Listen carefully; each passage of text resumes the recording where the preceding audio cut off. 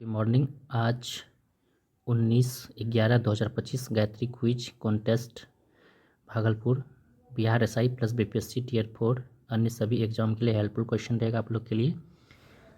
तो चलिए friends, 1 number question से, वर्गाकार या आयताकार मकान के अवशेष किस नपसान स्थल में पाए जाते हैं? वर्गाकार या आयताकार मकान के अवशेष किस नपसान स्थल पे पाए जाते हैं? तो ये हो जाएगा मेहरगढ़ में पाए जाते हैं। कहाँ पाए जाते हैं? मेहरगढ़ में।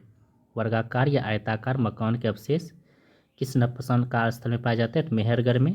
क्वेश्चन नंबर 2 देखिए, ऋग्वेद में किस ऋषि के सतलुज और व्यास नदियों के साथ वार्तालाप का वर्णन है? तो ये हो जाएगा विश्वामित्र। क्या हो जाएगा? विश्वामित्र। ऋग्वेद में किस ऋषि के सतलुज और व्यास नदियों के साथ वार्तालाप का वर्णन है? तो विश्वामित्र हो जाएगा। क्वेश्चन नंबर 3 देखिए, कह रहा है कुषाण शासक कनिष्क के बारे में निम्नलिखित में कथनों पर विचार कीजिए। उन्होंने एक बौद्ध परिषद का आयोजन किया था। सही हो जाएगा। अश्वघोष उनके दरबार में थे, ये भी सही हो जाएगा। तो 1 और 2 दोनों सही हो जाएगा। कुषाण के शासनकाल में कनिष्क के बारे में उन्होंने बौद्ध परिषद का आयोजन किया था। कनिष्क ने बौद्ध परिषद का आयोजन किया था और अश्वघोष के दरबार में रहते थे कनिष्क। तो ये दोनों सही हो जाएगा। क्वेश्चन नंबर 4 देखिए, भारत आने वाले चीनी यात्री कौन थे? भारत आने वाले चीनी यात्री कौन थे? तो फाइयान, इत्सिंग, ह्वेनसंग हर्षवर्धन के शासनकाल में आया था।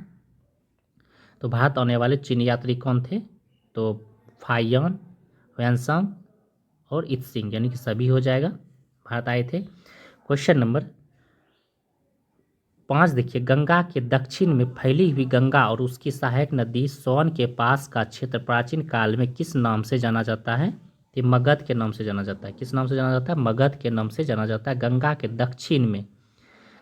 दक्षिण में फैली हुई गंगा और उसकी सहायक नदी सोन के पास का क्षेत्र प्राचीन काल में किस नाम से जाना जाता है? तो मगध के नाम से जाना जाता है। क्वेश्चन नंबर 6 को देखेंगे, निम्नलिखित में से किस सुल्तान के दरबार में सबसे अधिक गुलाम थे? निम्नलिखित में से किस सुल्तान के दरबार में सबसे अधिक गुलाम थे? ये क्वेश्चन याद रखेंगे। सबसे अधिक गुलाम फिरोज शाह तुगलक। क्या हो जाएगा? फिरोज शाह तुगलक एफएसटी के दरबार में सबसे अधिक गुलाम थे। सबसे अधिक गुलाम किस सुल्तान के दरबार में थे? तो फिरोज शाह तुगलक के दरबार में, एफएसटी के दरबार में सबसे अधिक गुलाम थे। क्वेश्चन नंबर 7 देखिए, 11वीं सदी के भारत का दर्पण किसे कहा जाता है? किताबुल हिंद, यानी अल-बुरूनी के द्वारा लिखा गया था किताबुल हिंद। तो कह रहा है 11वीं सदी के भारत का दर्पण किसे कहा जाता है? किताबुल हिंद को कहा जाता है। क्वेश्चन नंबर 8 देखिए, शिवाजी को पहाड़ी चूहा व साहसी डाकू संज्ञा किसने दिया था? औरंगजेब ने। शिवाजी को पहाड़ी चूहा और साहसी डाकू की संज्ञा किसने दिया था? तो औरंगजेब हो जाएगा। क्वेश्चन नंबर 9 पे आएंगे, निम्नलिखित में कौन सा युग्म सही सुलेमित नहीं है? प्रसिद्ध भारतीय लेखक और भाषा। तो राजा राव का भाषा तेलुगु है, नहीं। राजा राव का भाषा क्या? इंग्लिश। क्या हो जाएगा? इंग्लिश हो जाएगा। राजा राव का भाषा इंग्लिश। गोविंद त्रियंबकम देश पांडे का भाषा हो जाएगा मराठी। सही हो जाएगा। और सुब्रमण्यम भारती का तमिल और ताराशंकर जोशी का गुजराती। ताराशंकर का भारतीय लेखक है, अब इसका भाषा क्या था? ताराशंकर जोशी की भाषा गुजराती। सुब्रमण्यम भारती का तमिल, गोविंद त्रियंबकम देश पांडे का मराठी और राव का तेलुगु नहीं, इंग्लिश हो जाएगा। तो ऑप्शन नंबर 1 गलत था, तो सही हो जाएगा इंग्लिश। क्वेश्चन नंबर 10 को देखेंगे, 10 नंबर है, निम्नलिखित अखबारों में से कौन सा मुख्यतः उदारवादियों की नीतियों का प्रचारक था? उदारवादियों की नीतियों का प्रचारक था। तो ये लीडर हो जाएगा। लीडर मदन मोहन मालवीय के द्वारा लिखा गया था। New India, young India Mahatma Gandhi, new India Annie Besant. Young India कहेगा तो महात्मा गांधी और न्यू इंडिया एनी बेसेंट, याद रखेंगे। Young India Mahatma Gandhi, new India Annie Besant और मदन मोहन मालवीय लीडर। तो इस तरह से क्वेश्चन कह रहा था, निम्न अखबारों में से कौन मुख्यतः उदारवादियों की नीतियों का प्रचारक था? तो लीडर हो जाएगा। क्वेश्चन नंबर 11 देखिए, 11 है भारतीय राष्ट्रीय कांग्रेस का लाहौर अधिवेशन 1929 इतिहास में इसलिए बहुत प्रसिद्ध था, कांग्रेस ने पूर्ण स्वराज की मांग का एक संकल्प पारित किया था। सही हो जाएगा, ऑप्शन नंबर 1 सही हो जाएगा, यही है। क्वेश्चन नंबर 12 पर आएंगे।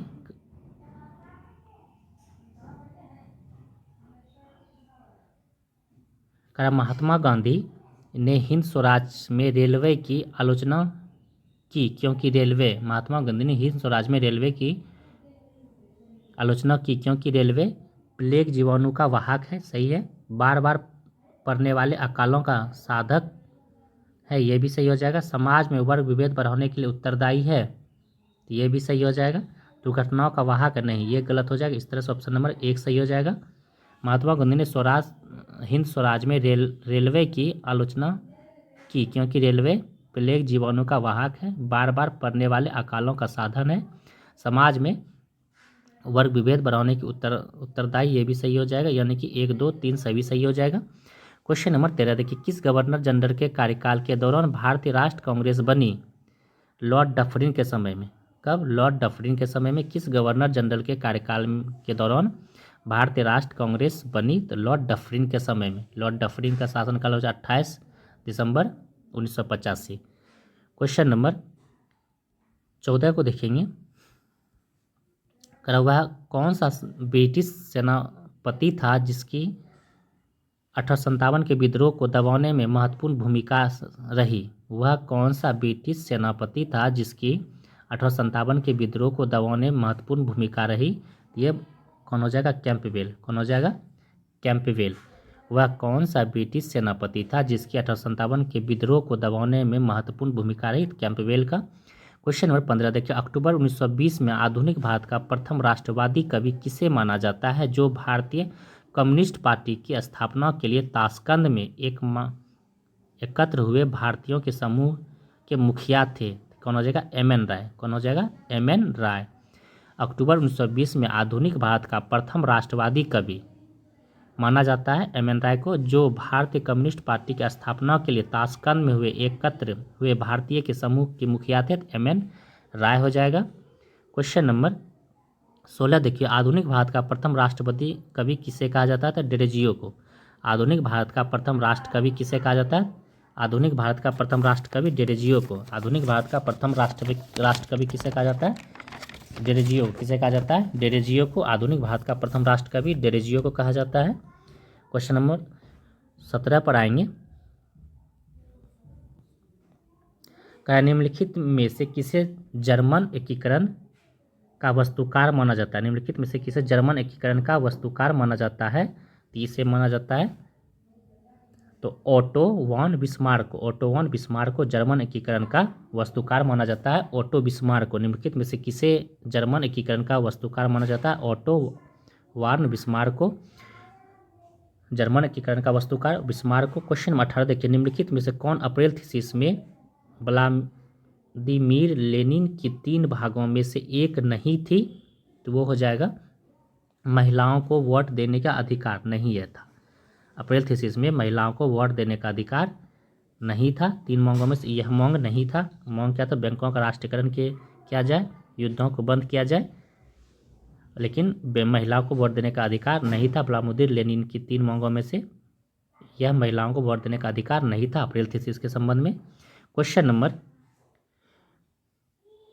19 देखिए, इंडो चाइना किसकी कॉलोनी है? इंडो चाइना किसकी कॉलोनी है? इंडो चाइना जो है कि फ्रांस की कॉलोनी है। इंडो चाइना फ्रांस की, याद रखेंगे। Indo China France. Indo China किसकी कॉलोनी है? फ्रांस की कॉलोनी है। क्वेश्चन नंबर 20 देखिए, इनमें से कौन राष्ट्र संघ का अंग है? राष्ट्र संघ का अंग है सचिवालय और परिषद। एक से अधिक हो जाएगा। राष्ट्र संघ का अंग है सचिवालय और परिषद। राष्ट्र संघ का अंग है सचिवालय और परिषद। क्वेश्चन नंबर 21 को देखेंगे। निम्नलिखित में कौन सी लोकतंत्र की विशेषता नहीं है? कौन सी लोकतंत्र की विशेषता नहीं है? तो लोकतंत्र में चुनी हुई सरकार किसी सत्ता नियम द्वारा सीमित नहीं होती है। होती है, यही है यही नहीं, गलत है। तो ऑप्शन नंबर सी कह रहा है कि कौन लोकतंत्र की विशेषता नहीं है? तो लोकतंत्र में चुनी हुई सरकार किसी सत्ता के नियम द्वारा सीमित नहीं होती है, तो नहीं इसे काट दीजिए, तो अब सही हो जाएगा। एक लोकतंत्र स्वतंत्र और निष्पक्ष चुनाव आधारित होता है, जहां वर्तमान में सत्ता में रहने वाले के हारने की उचित संभावना होती है। लोकतंत्र में अंतिम निर्णय लेने की शक्ति जिन्हें जनता ने चुना है उनके पास होनी चाहिए, ये भी सही है। तो ऑप्शन सी 3 नंबर गलत था 21 का। क्वेश्चन नंबर 22 पर आएंगे। नीति आयोग के उपाध्यक्ष को भारत सरकार के सरकारी वरीयता क्रम में महत्व दर्जा दिया गया। नीति आयोग के बारे में, नीति आयोग के उपाध्यक्ष को भारत सरकार के सरकारी वरीयता क्रम का महत्वपूर्ण दर्जा दिया गया है। तो 22 का 1 नंबर देखिए, कह रहा है कि भारत सरकार के कैबिनेट मंत्री के समान, भारत सरकार के कैबिनेट मंत्री के समान दर्जा दिया गया है। नीति आयोग के उपाध्यक्ष को भारत सरकार के सरकारी वरीयता क्रम में महत्वपूर्ण दर्जा दिया गया, तो भारत सरकार के कैबिनेट मंत्री के समान दिया गया है। क्वेश्चन नंबर 29 देखिए, 9 दिसंबर 1946 को नई दिल्ली में संविधान सभा की पहली बैठक संविधान सभा गृह में हुई, जिसे अब कहा जाता है, तो क्या कहा जाता है, संसद भवन का केंद्रीय कक्ष कहा जाता है। किसे क्या कहा जाता है, संसद भवन का केंद्रीय कक्ष कहा जाता है। क्वेश्चन नंबर 24 को देखेंगे। निम्नलिखित में कौन संविधान की मूल संरचना का हिस्सा नहीं है? संविधान की मूल संरचना का हिस्सा नहीं है, तो इसमें क्या आ जाएगा, इनमें से कोई नहीं, इनमें से कोई नहीं संविधान के मूल संरचना का हिस्सा है, इनमें से कोई नहीं हो जाएगा, option number D. Question number 25 देखिए, निम्नलिखित में से क्या भारतीय संविधान की मुख्य विशेषता नहीं है? भारतीय संविधान की मुख्य विशेषता क्या नहीं है? प्रतिबद्ध न्यायतंत्र, यही मुख्य विशेषता नहीं है। प्रतिबद्ध न्यायतंत्र मुख्य विशेषता नहीं है भारतीय संविधान का। क्वेश्चन नंबर 26 देखिए, राष्ट्रीय महिला आयोग डैश, राष्ट्रीय महिला आयोग का स्थापना 1992 में हुआ था, याद रखेंगे 1992 में राष्ट्रीय महिला आयोग का स्थापना 1992 में। तो राष्ट्रीय महिला आयोग डैश था, राष्ट्रीय महिला आयोग क्या था, संसद द्वारा पारित एक अधिनियम है। राष्ट्रीय महिला आयोग क्या है, संसद द्वारा पारित एक अधिनियम है। राष्ट्रीय महिला आयोग क्या है, संसद द्वारा पारित एक अधिनियम है। राष्ट्रीय महिला आयोग का अभी अध्यक्ष कौन है, विजया राहटकर, विजया राहटकर राष्ट्रीय महिला आयोग का अध्यक्ष विजया राहटकर है, और राष्ट्रीय महिला आयोग का स्थापना 1992 में। क्वेश्चन नंबर 27 को देखेंगे। भारतीय संविधान में मौलिक अधिकार के अनुसार जबरन श्रम पर प्रतिबंध है। भारतीय मौलिक अधिकार के अनुसार जबरन श्रम पर प्रतिबंध है, क्या हो जाएगा, तो शोषण के खिलाफ अधिकार, क्या हो जाएगा, शोषण के खिलाफ अधिकार। भारतीय संविधान में मौलिक अधिकार के अनुसार जबरन श्रम पर प्रतिबंध है, शोषण के खिलाफ अधिकार। क्वेश्चन नंबर 28 को देखेंगे। निम्नलिखित कथनों पर विचार कीजिए। 1950 के मूल संविधान में विकेंद्रीकरण की आवश्यकता को मान्यता दी गई है, तो सही हो जाएगा। उसके 73वें संविधान संशोधन में राज्य सरकार को स्थानीय सरकार के निकाय के साथ कुछ शक्तियां और राजस्व साझा करने की आवश्यकता है, ये भी सही हो जाएगा। तो ऑप्शन नंबर 1 सही हो जाएगा, ए और 2 दोनों सही है, तो ऑप्शन 3 और 4 गलत हो जाएगा। भारत का चुनाव आयोग सभी चुनाव का संचालन का पर्यवेक्षक नहीं, सभी नहीं होता है। जिला परिषद के सभी सदस्य का चुनाव उस क्षेत्र के लोगों द्वारा किया जाता है, ये भी नहीं होगा, तो ऑप्शन नंबर 1 सही हो जाएगा। क्वेश्चन नंबर 29 को देखेंगे।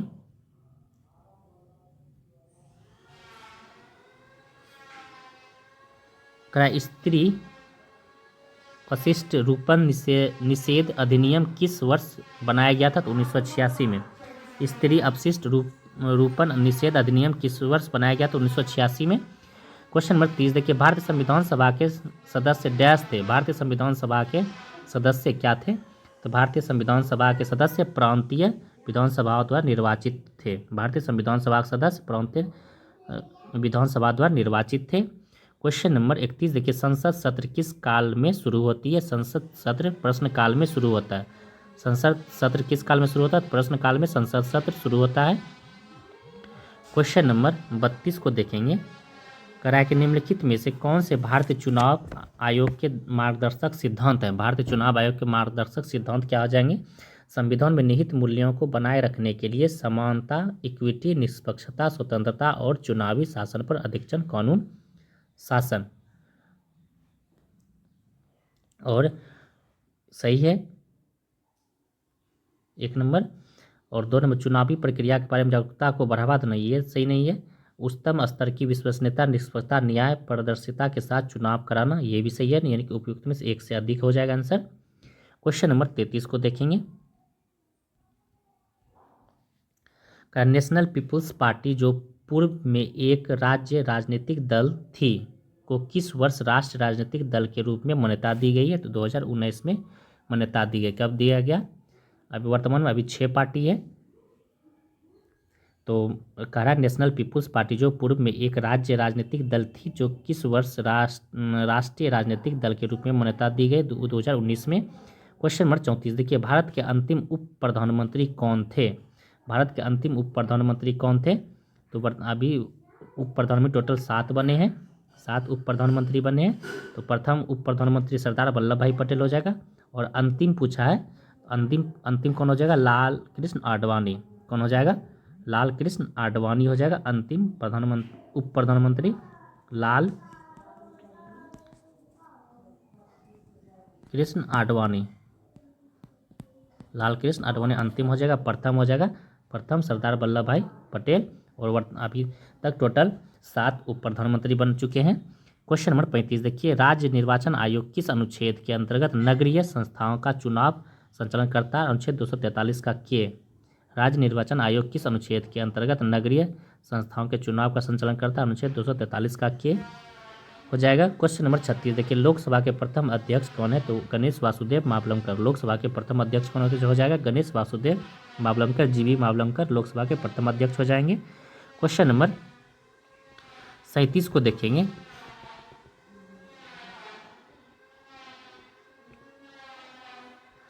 लोकसभा के संदर्भ में निम्नलिखित में से कौन सा कथन सत्य है? लोकसभा के संदर्भ में निम्नलिखित में से कौन सा कथन सत्य है?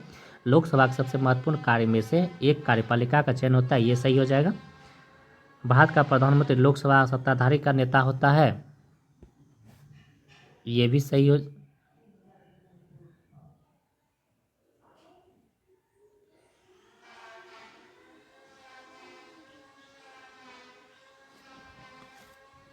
क्वेश्चन नंबर 37 कह रहा है कि लोकसभा के संदर्भ निम्नलिखित में से कौन से कथन सत्य है? तो लोकसभा के सबसे महत्वपूर्ण कार्य में से एक कार्यपालिका का चयन करता है, सही हो जाएगा। भारत का प्रधानमंत्री लोकसभा का सत्ताधारी दल का नेता होता है, ये भी सही हो जाएगा। लोकसभा का चुनाव सामान्यतः प्रत्येक 3 वर्ष में होता है, नहीं, यही गलत है। ऑप्शन नंबर सी सही हो जाएगा।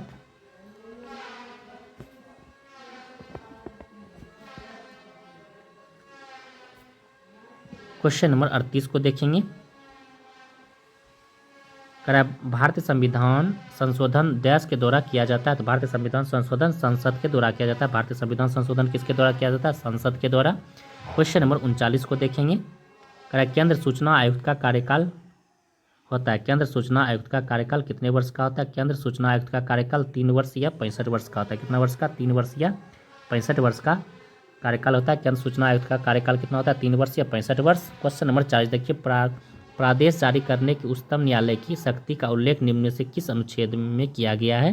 अनुच्छेद 226 में किया गया। उच्चतम न्यायालय का शक्ति का उल्लेख अनुच्छेद 226 में किया गया। और उच्च न्यायालय में रीट 6 प्रकार का होता है। और सर्वोच्च न्यायालय पूछेगा तो सर्वोच्च न्यायालय रीट 5 प्रकार का होता है। और आर्टिकल 32 के तहत शक्ति का उल्लेख किया गया सर्वोच्च न्यायालय में। और यहाँ उच्च न्यायालय में 226 के तहत और रीट 6 प्रकार का होता है। क्वेश्चन नंबर 41 देखिए, निम्न आय या खपत के स्तर के आधार पर गरीबी को मापने के लिए उपयोग किया जाने वाला सामान्य शब्द क्या हो जाएगा? गरीबी रेखा।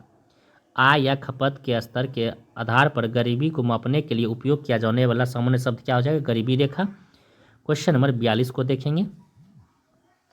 स्वयं सहायता समूह की अवधारणा को अपनाया गया है SGSY के द्वारा। SGSY के द्वारा स्वयं सहायता समूह की अवधारणा को अपनाया गया SGSY के द्वारा। स्वयं सहायता समूह की अवधारणा को अपनाया गया SGSY के द्वारा। क्वेश्चन नंबर 43 देखिए, समर्थ निम्नलिखित में से किस मंत्रालय की एक प्रमुख कौशल विकास योजना है? समर्थ कपड़ा मंत्रालय। समर्थ योजना किसका? कपड़ा मंत्रालय का। क्वेश्चन नंबर 44 देखिए, गिनी गुणांक मापा जाता है। गिनी गुणांक जो है कि किससे मापा जाता है? गिनी गुणांक। ये मापा जाता है आय विषमता का। गिनी गुणांक किसके द्वारा मापा जाता है? आय विषमता के अनुसार गिनी गुणांक मापा जाता है। क्वेश्चन नंबर 45 को देखेंगे। नवमीं पंचवर्षीय योजना में प्राथमिकता दी गई थी। नवमीं पंचवर्षीय में प्राथमिकता दिया गया था न्यायपूर्ण वितरण एवं समानता के साथ विकास। नवमीं पंचवर्षीय योजना में प्राथमिकता दिया गया था न्यायपूर्ण वितरण एवं समानता के साथ विकास। क्वेश्चन नंबर 46 देखिए, कौन सी फसल अधिक दिन तक नमी बनाए रखता है? तो कपास। कौन सी फसल अधिक दिन तक नमी बनाए रखता है? कपास। क्वेश्चन नंबर 47 देखिए, टाटा स्टील लिमिटेड टिस्को को लौह अयस्क की आपूर्ति निम्नलिखित में से कौन सा खदान देता है? नोवामुंडी। कौन सा देता है? नोवामुंडी देता है। टाटा स्टील लिमिटेड टिस्को को लौह अयस्क की आपूर्ति निम्नलिखित में से कौन सा खदान देता है? नोवामुंडी।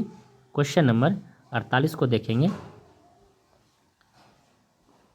बेलदार जनजातियाँ कहाँ पाई जाती है? बेलदार जनजाति राजस्थान में पाया जाता है। बेलदार जनजाति कहाँ पाया जाता है? राजस्थान में। बेलदार जनजाति राजस्थान, बेलदार राजस्थान, बेलदार जनजाति राजस्थान में पाया जाता है। क्वेश्चन नंबर 49 देख, कवास थर्मल पावर स्टेशन निम्नलिखित में से किस राज्य में? Kawas Gujarat. Kawas Gujarat. Kawas thermal power station कहाँ है? गुजरात। कवास गुजरात। इस तरह से याद रखेंगे। क्वेश्चन नंबर 50 देखिए। 50 नंबर क्वेश्चन देखिए, भारत में प्राकृतिक गैस और कच्चे तेल के संदर्भ में निम्नलिखित कथन पर विचार कीजिए। भारत कच्चे तेल का शुद्ध आयात करता है, सही हो जाएगा। भारत पेट्रोलियम उत्पादन का शुद्ध निर्यातक करता है, ये भी सही हो जाएगा। 1 और 2 सही हो जाएगा। इस तरह से ऑप्शन नंबर 1 सही हो जाएगा 50 का। क्वेश्चन नंबर 51 देखिए, निम्नलिखित में से किस नदी का उद्गम विंध्य श्रेणी में है? किस नदी का उद्गम विंध्य श्रेणी में है? तो बेतवा नदी का उद्गम विंध्य श्रेणी में। किस नदी का? बेतवा नदी का उद्गम विंध्य श्रेणी में। बेतवा नदी विंध्य, बेतवा नदी का उद्गम विंध्य श्रेणी में। विंध्य श्रेणी में किसका है? बेतवा नदी। विंध्य श्रेणी बेतवा नदी हो जाएगा। क्वेश्चन नंबर 52 को देखेंगे। करा भारतीय रेगिस्तान की विशिष्ट विशेषताओं के बारे में निम्नलिखित कथन, कौन सा कथन सही है, कौन सा कथन गलत है, ये पूछ रहा है। तो यहाँ प्रतिवर्ष 250 mm वर्षा होती है, नहीं 50 से कम। रेगिस्तान में 50 से कम mm वर्षा होती है। ऑप्शन नंबर सी जो कि गलत है। इसे मरुस्थली के नाम से भी जाना जाता है, सही है। ये अरावली पहाड़ियों के उत्तर पश्चिम में है, ये भी सही है। क्वेश्चन नंबर 53 देखिए, निम्नलिखित में से कौन पर्वत श्रृंखला पालघाट दर्रा द्वारा अलग हो जाती है? तो नीलगिरी और अन्नामलाई। नीलगिरी और अन्नामलाई पर्वत पालघाट दर्रा द्वारा अलग होती है। पालघाट दर्रा द्वारा अलग होती है नीलगिरी पर्वत और अन्नामलाई, याद रखेंगे। क्वेश्चन नंबर 54 को देखेंगे। क्या तमिलनाडु में शीतकालीन वर्षा का कारण, यानी कि लौटती मानसून जिसे कहते हैं लौटती मानसून, तो तमिलनाडु में शीतकालीन वर्षा का कारण क्या होता है? उत्तर पूर्व मानसून के कारण। उत्तर पूर्व मानसून के कारण तमिलनाडु में शीतकालीन वर्षा यानी लौटती वर्षा होती है। क्वेश्चन नंबर 55 देखिए, भारत में अधिकतम एवं न्यूनतम जनसंख्या घनत्व वाला प्रदेश। भारत में अधिकतम एवं न्यूनतम जनसंख्या वाला प्रदेश हो जाएगा। न्यूनतम अधिकतम जनसंख्या बिहार का, न्यूनतम अरुणाचल प्रदेश का। तो बिहार का हो जाएगा कितना? 1106। बिहार का हो जाएगा 1106 और अरुणाचल प्रदेश का कितना हो जाएगा? 17। अरुणाचल प्रदेश का 17 व्यक्ति हो जाएगा और एक बिहार का 1106 हो जाएगा। तो यहाँ का भारत में अधिकतम एवं न्यूनतम जनसंख्या घनत्व का क्रम हो जाएगा। बिहार में अधिक जनसंख्या घनत्व है और अरुणाचल प्रदेश में सबसे कम है। क्वेश्चन नंबर 56 देखिए, बौद्ध धर्म के अष्टांग मार्ग में शामिल नहीं है, तो संदेश शामिल नहीं है। सद्वानी, सद्विचार, सदाचरण ये सब सही है। सदेच्छा नहीं है बौद्ध धर्म के अष्टमार्ग में शामिल। क्वेश्चन नंबर 57 देखिए, बाबा गड़िया पूजा त्यौहार मनाया जाता है। बाबा गड़िया पूजा त्यौहार त्रिपुरा में। बाबा गड़िया पूजा त्यौहार कहाँ मनाया जाता है? त्रिपुरा में। बाबा गड़िया पूजा त्यौहार कहाँ मनाया जाता है? त्रिपुरा में। क्वेश्चन नंबर 58 को देखेंगे।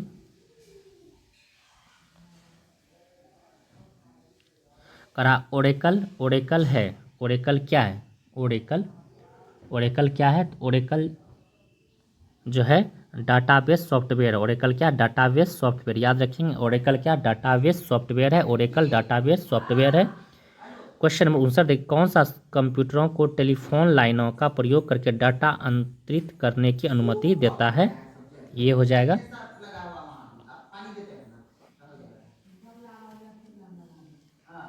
मोडेम। कौन हो जाएगा? मोडेम। कौन हो जाएगा? मोडेम हो जाएगा। कौन कंप्यूटर को टेलीफोन लाइन का प्रयोग करके डाटा आंतरिक करने की अनुमति देता है? तो मोडेम। क्वेश्चन नंबर 60 को देखेंगे। परमाणु झिल्ली के बिना परमाणु सामग्री वाली कोशिकाओं को डैश कहा जाता है? तो प्राइकोरेटिक कोशिका कहा जाता है। क्या कहा जाता है? प्राइकोरेटिक कोशिका कहा जाता है। परमाणु झिल्ली के बिना परमाणु सामग्री वाली कोशिका को प्राइकोरेटिक कोशिका कहा जाता है। क्वेश्चन नंबर 61 देखिए, किस विटामिन की कमी के कारण बांझापन होता है? विटामिन ई के कमी के कारण बांझापन होता है।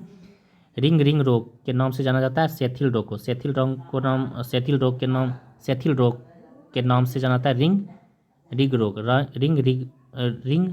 सेथिल के नाम से जाना जाता है। सेथिल रोग के नाम से रिंग रोग को जाना जाता है। रिंग रोग को सेथिल रोग के नाम से जाना जाता है। रिंग रोग को सेथिल रोग के नाम से जाना जाता है। क्वेश्चन नंबर 63 को देखेंगे। एक वृक्ष की आयु का पता किसके द्वारा लगाया जाता है? एक वृक्ष की आयु का पता उसकी वार्षिक वलयों को गिनकर एक वृक्ष की पता लगाया जाता है। क्वेश्चन नंबर 64 देखिए, कोशिका के बारे में निम्नलिखित में से कौन सा कथन सही नहीं है? कोशिका के बारे में कौन सा कथन सही नहीं है? ये बोल रहा है कोशिका के बारे में कौन सा कथन सही नहीं है। तो ये इसमें जो है कि कोशिका के बारे में सभी देह ऊतक में एक ही प्रकार की कोशिका विद्यमान होती है? नहीं होती है। क्या होती है? नहीं होती है। तो ऑप्शन नंबर डी जो है कि सही नहीं है। कुछ कोशिका के बदलते आकार होते हैं? सही हो जाएगा। प्रत्येक कोशिका में निष्पादन की अपनी क्षमता होती है? ये भी सही हो जाएगा। और कोशिकाओं के आकार और अमाप विशिष्ट कार्य से संबंधित होती है? ये भी सही हो जाएगा। यानी कि 64 का कारण नहीं होती है। तो सभी देह ऊतक में एक ही प्रकार की कोशिका विद्यमान होती नहीं होती है। क्वेश्चन नंबर 65 को देखेंगे। कह रहा है कि खाद्य श्रृंखला से अभिप्राय है इनमें से किसके द्वारा ऊर्जा अंतरण होता है? ऊर्जा अंतरण किसके द्वारा होता है? तो ऊर्जा अंतरण एक जीव के दूसरे जीव में, एक जीव से दूसरे जीव में ऊर्जा का अंतरण होता है। खाद्य श्रृंखला में एक जीव से दूसरे जीव में ऊर्जा का अंतरण होता है खाद्य श्रृंखला के अकॉर्डिंग। क्वेश्चन नंबर 66 को देखेंगे। लुई पास्चर ने किसकी खोज की थी? रेबीज के टीके की खोज लुई पास्चर ने की थी। लुई पास्चर ने, कुत्ता काटने से रेबीज नामक बीमारी होता है, तो लुई पास्चर ने किसकी खोज की थी? रेबीज के टीके की खोज लुई पास्चर ने की थी। रेबीज के टीके की खोज। क्वेश्चन नंबर 67 देखिए, सेल्सियस और केल्विन तापमान के बीच का क्या संबंध है?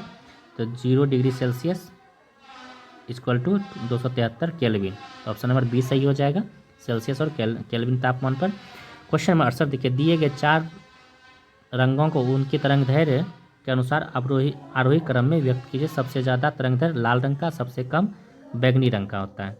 सबसे ज़्यादा तरंग दैर्घ्य लाल रंग का, सबसे कम बैगनी रंग का। तो इस तरह से बैगनी, हरा, पीला और लाल। ऑप्शन नंबर 1 सही हो जाएगा। क्वेश्चन नंबर 69 को देखेंगे। कह रहा है प्रकाश की गति निम्न से किस माध्यम में न्यूनतम होती है? कांच में प्रकाश की गति न्यूनतम होती है। कांच में प्रकाश की गति क्या होती है? न्यूनतम होती है। कांच में प्रकाश की गति कितना होती है? न्यूनतम होती है। कांच में प्रकाश की गति न्यूनतम होती है, अधिकतम निर्वात में होती है। क्वेश्चन नंबर 70 देखिए, अधिक भार वहन करने के लिए चौड़े पट्टे वाले बैग को प्राथमिकता दी जाती है। इसका कारण क्या है? इसका कारण हो जाएगा संपर्क क्षेत्रफल पर वृद्धि से लगाए गए दाब में ह्रास होता है, यानी कमी होता है। संपर्क क्षेत्रफल पर वृद्धि से लगाए गए दाब में ह्रास होता है। क्वेश्चन नंबर 71 को देखेंगे। शेर की दहाड़ में ध्वनि की प्रबलता एवं तारत्व के लिए सही क्रम क्या हो जाएगा? शेर की दहाड़ में प्रबलता अधिक होता है, तारत्व कम होता है। शेर की दहाड़ में प्रबलता अधिक हो जाएगा, तारत्व कम हो जाएगा। क्वेश्चन नंबर 72 देखिए, 4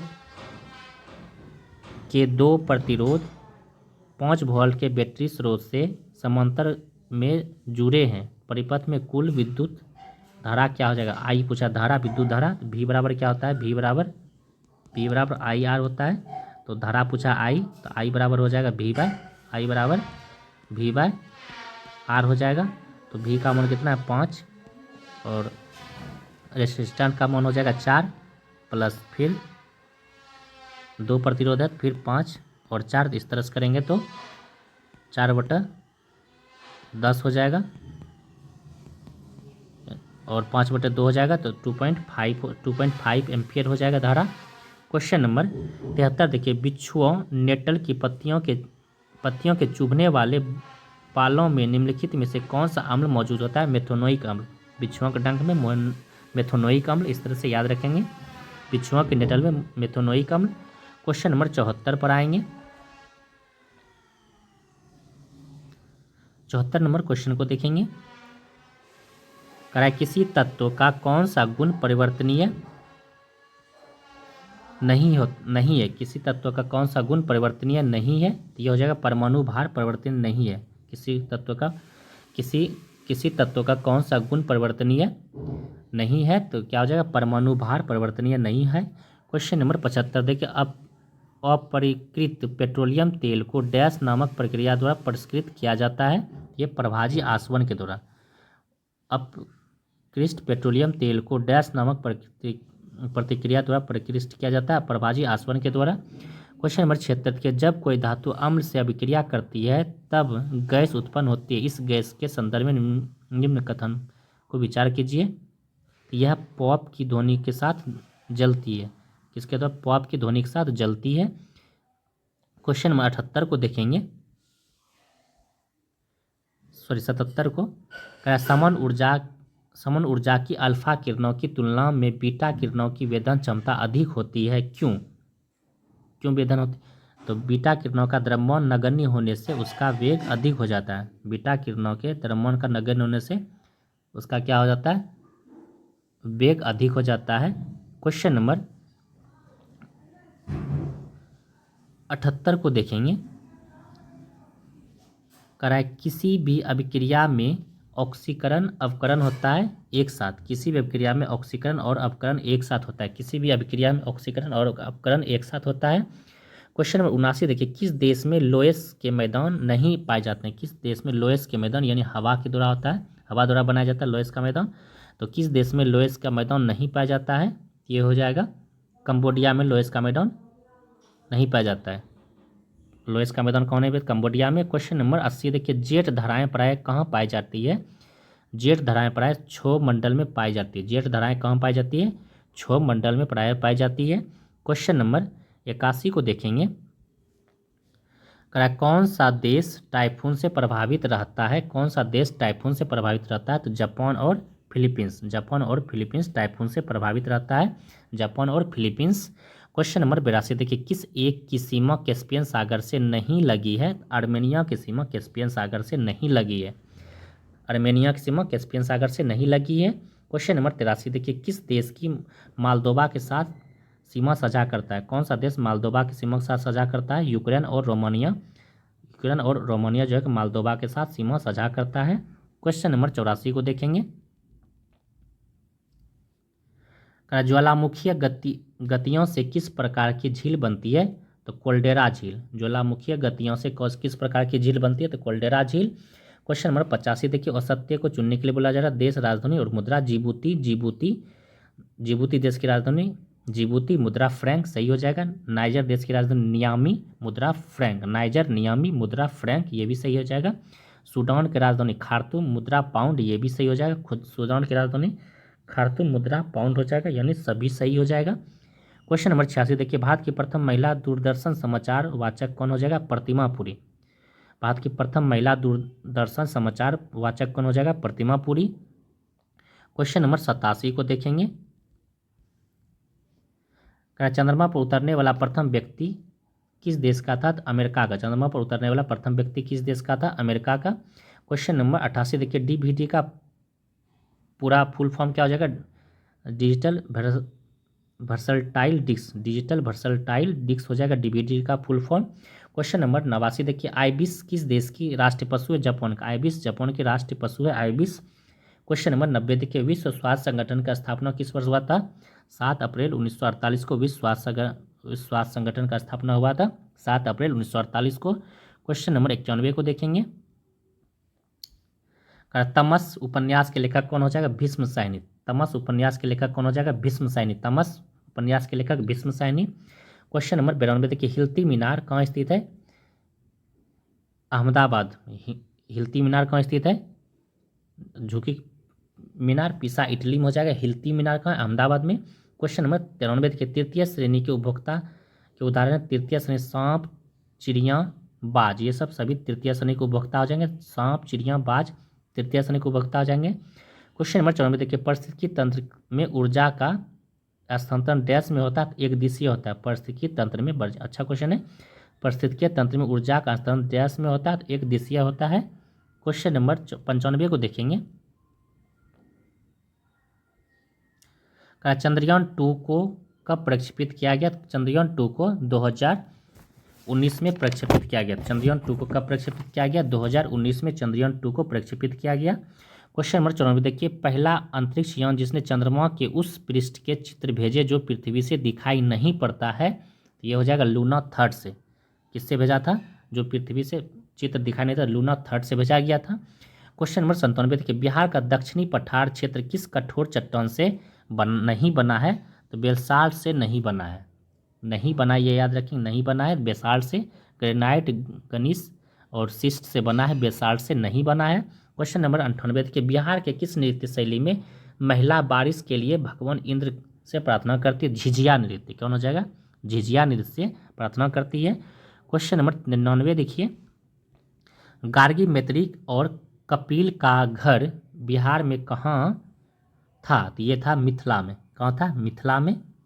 गार्गी, मैत्री और कपिल का घर बिहार में कहाँ था? तो मिथिला में। क्वेश्चन नंबर 100 पर आएंगे, निम्नलिखित में कौन सी बौद्ध परिषद बिहार में आयोजित नहीं की गई थी? कौन सी बौद्ध परिषद? चतुर्थ बौद्ध परिषद बिहार में आयोजित नहीं की गई थी। जम्मू कश्मीर में किया गया था चतुर्थ बौद्ध संगीति।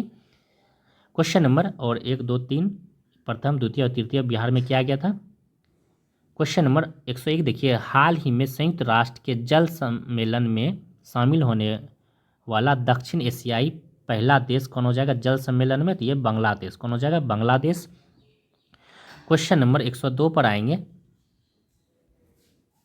हाल ही में चर्चा में रहा ऑपरेशन व्हाइट कलड्रॉन का संबंध किससे है? तो राजस्व खुफिया निर्देशालय से। किससे? राजस्व खुफिया निर्देशालय से ऑपरेशन व्हाइट का संबंध है, राजस्व खुफिया निर्देशालय से। क्वेश्चन नंबर 103 देखिए, हाल ही में सैटेलाइट आधारित इंटरनेट सेवाओं के लिए स्टारलिंक के साथ समझौता करने वाला पहला राज्य कौन हो जाएगा? महाराष्ट्र।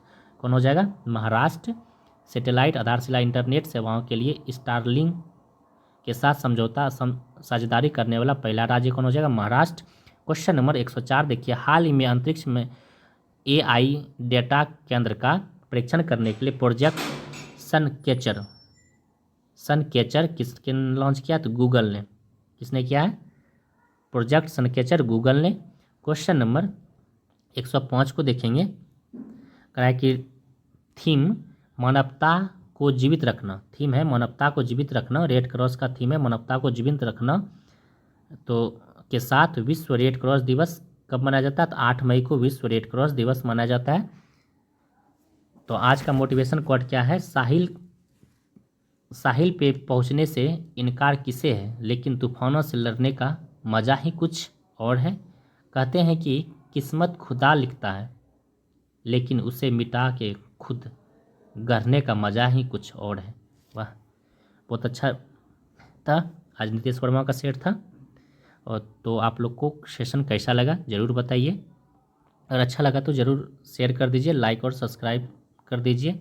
जो फ्रेंड्स गांव में रहते हैं उनको शेयर कर दीजिए, और जो फ्रेंड्स सेट लगाना चाहते हैं वो टेलीग्राम से जुड़ के सेट लगा सकते हैं, और वीडियो डालने पर आप मिला सकते हैं यहाँ से। तो टेलीग्राम का चैनल आपको यूट्यूब के मेन पेज पे मिल जाएगा ऊपर में, वहाँ पे। तो जो भी आना भागलपुर में तो वो बिल्कुल आइए, बहुत सारा एग्ज़ाम है अभी। और जो गांव में रहते हैं नहीं आते हैं उसको हेल्प हो जाए तो आप उनके तक शेयर कर दीजिए ये वीडियो। थैंक यू फ्रेंड्स, आज के लिए इतना ही। फिर नेक्स्ट डे मिलते हैं। सेशन कैसा लगा ज़रूर बताइए आप लोग।